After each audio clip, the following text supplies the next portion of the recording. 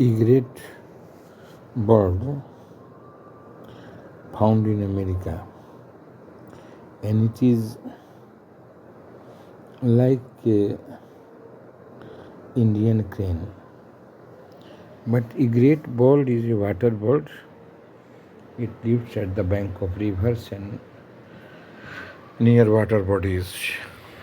Egret bird has long thin bones of their legs, two fins white in colors and long beak.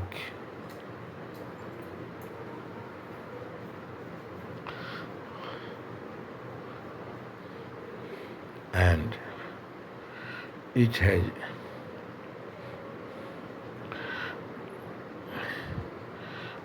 long neck also. It is a big bird, but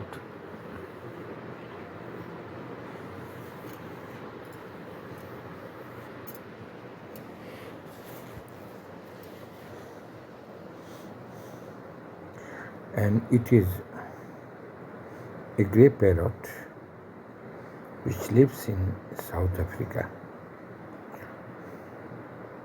Very lovely parrot. It is known for its green colors and appearance.